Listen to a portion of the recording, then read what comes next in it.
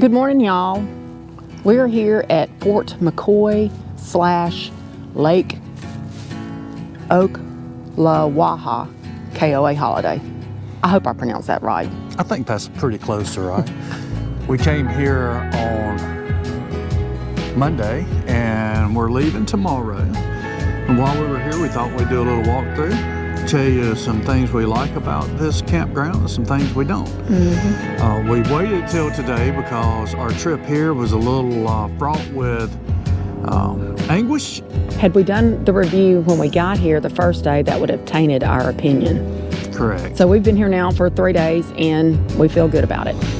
And the reason it was that way, we were following co-pilot GPS to get here, and the last 6 of the last 10 miles here was down a dirt road, and it was not a pleasant experience trying to pull a 42-foot fifth wheel. That was my imitation of going down the road. It was so bumpy. And we actually, caught a tree and brought some moss and a limb with us on top of the camper.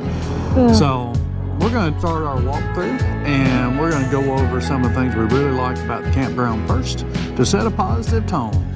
So one thing about this campground, they do sell their sites. So if you wanted to buy a deed for one of these sites, you can do that. Have a permanent place. Have a lake cabin. You can see the lake from some of the sites, not from here, but we'll give you a view of the lake later.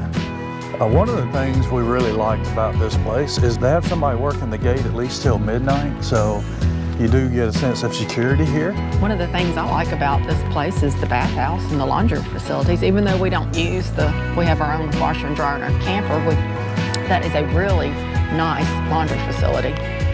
It's got probably 10 or so washer and dryers in there. Yeah, why don't we walk over there and stick our head in. Okay. And show some of that.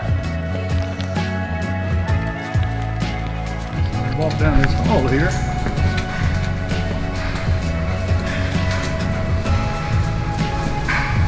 And what you'll see, you can't go in, Gibbs. What you'll see is a nice up-to-date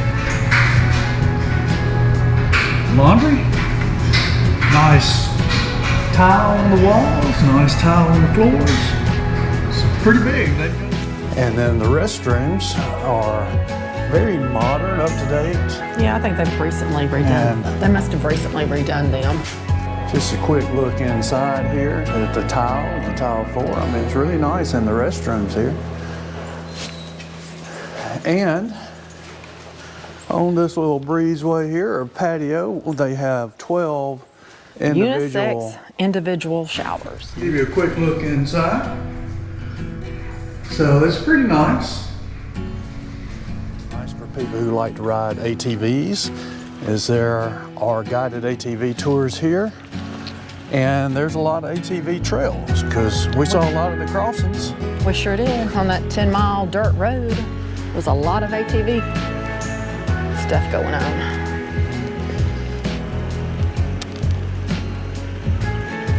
Now, to get into some of the things that we don't particularly like about the campground, we're sort of used to sites having some kind of paved sites or crush run sites. All these sites are grass and they're not very level. The ones that you see that are paved or have pavers or concrete, those are probably individually owned sites. Yeah, we suspect that those are sites that people are improving once they've bought the site. Another thing I really don't like about this is the location. Even though we did choose this location to be so that we could go to Silver Springs and to Crystal River from here, it's just, it's not close to anything. The closest grocery store, or actually the closest place to eat, is a Subway, and it is at least 20 miles away. It's about 15 miles, somewhere in there. It's a good 20-minute drive to get to Subway. But I didn't see any sit-down restaurants. Everything, it's just... Yeah, really, anything outside of that's about a 30-mile drive to get to anything to eat here. And your cell service here, we have T-Mobile and we have some cell service in the park, but as soon as you leave the front gate, you're without service for at least 30 minutes. Yeah, and the service here in the park is spotty. It's been coming and going since we've been here. So be sure before you leave the campground that you Google Map whatever you want and have that map downloaded, because you won't get it once you get outside the gate.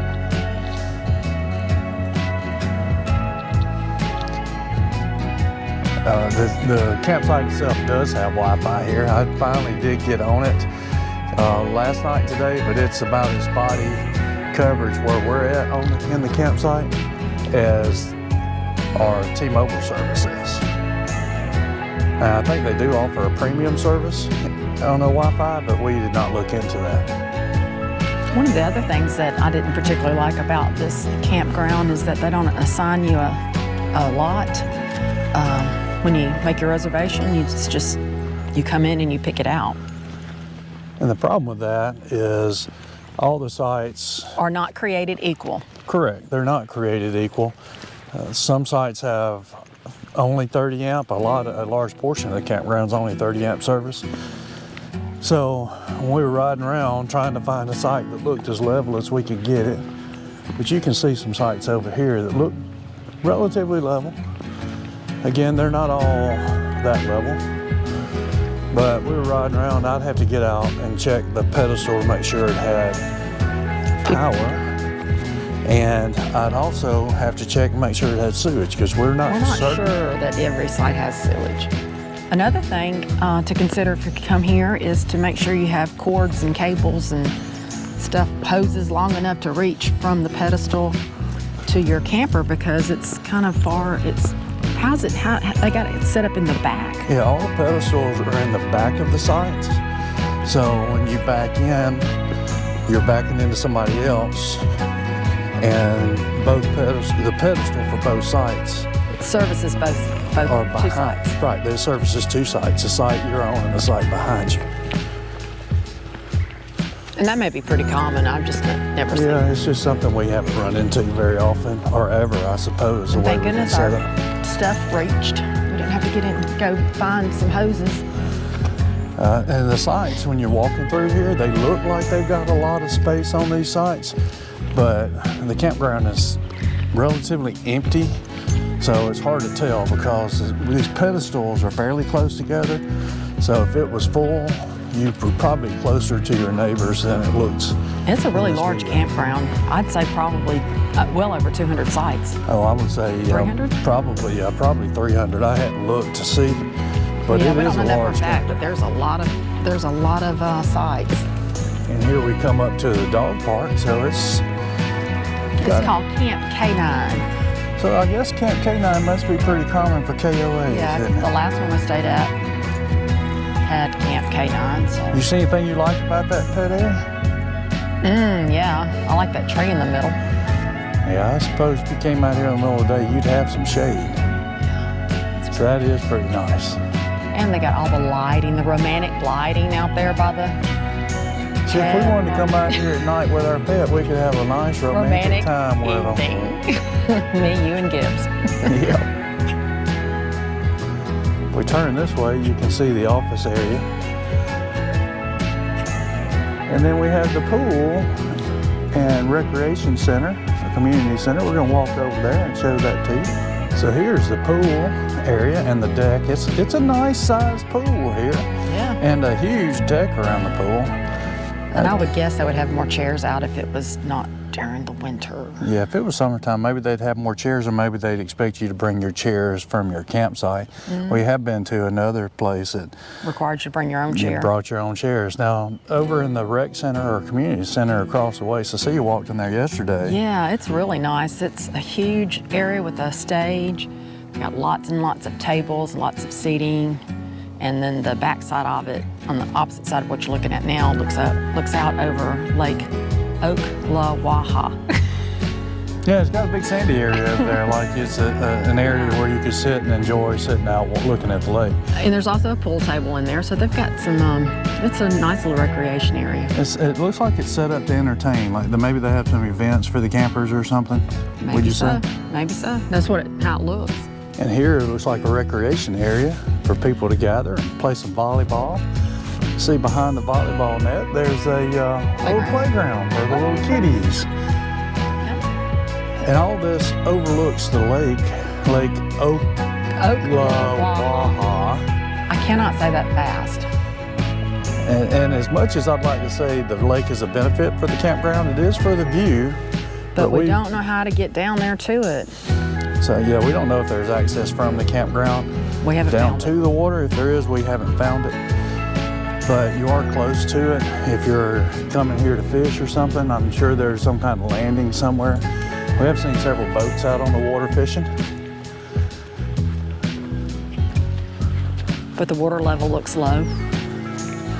Yeah, I don't know if they've been going through a drought over here or if they let the water up or down or if it's just always that low.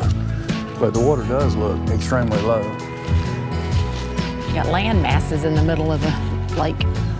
And we mentioned a while ago the back of the rec area by the pool had a sandy area. It looks like it's set up. There, you see that there. With more lighting.